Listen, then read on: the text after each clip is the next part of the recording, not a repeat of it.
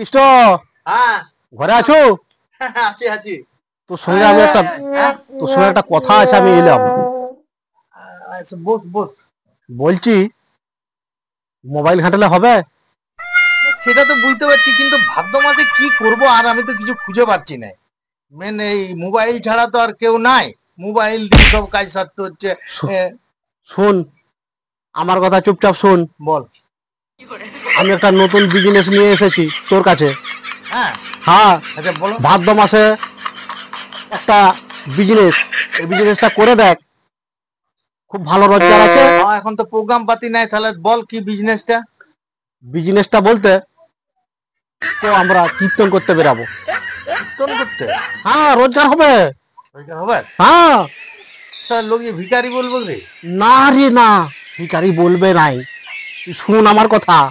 বল বল বল বল বল। আমরা কীর্তন করতে বেরাবো। হ্যাঁ চাল পয়সা হ্যাঁ যা দিবে, হ্যাঁ পয়সা একটা ঘরে কীর্তন করতে গেলে পয়সা দিবে। হ্যাঁ হ্যাঁ দিবে তো, হ্যাঁ চালও দিবে, হ্যাঁ। আমরা বিক্রি করে দেবো দোকানে। আচ্ছা ঠিক আছে, তাহলে এক কাজ কর, চ চান ফান করলি গায়ে, চান করলে বেরিয়ে পড়বো। হ্যাঁ চ। হ্যাঁ তাহলে আমরা চ, ফালতু ফালতু দেরি করে না না, দেরি করবো নি। হ্যাঁ, তাহলে তুই রেডি হ তাহলে নাকি? হ্যাঁ।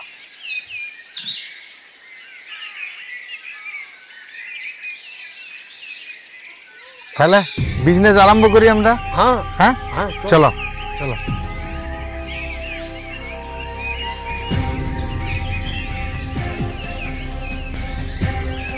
জয় রাধা গোবিন্দ, জয় জয় রাধা গোবিন্দ, জয় জয় রাধা গোবিন্দ, জয় জয় রাধা গোবিন্দ, জয়। ওমা, মা চাল লুবো নি তো? তাহলে পয়সা নেবেন? না, চাল পয়সা আমরা লুবো নি। কেন? চাল তো রেঁধে খাওয়া যাবে। রেঁধে খাওয়া যাবে? বল রে, বল বল না। তুই বল না। মা, আমরা চাল লুবো নি, চুল লুবো। মানে চালের কম দাম, এই জন্য আমরা চুল লি। কি খাল ভরা না, দাঁড়া তোদেরকে দেখছি আমি। না, পালিয়ে আসি, পালিয়ে আসি।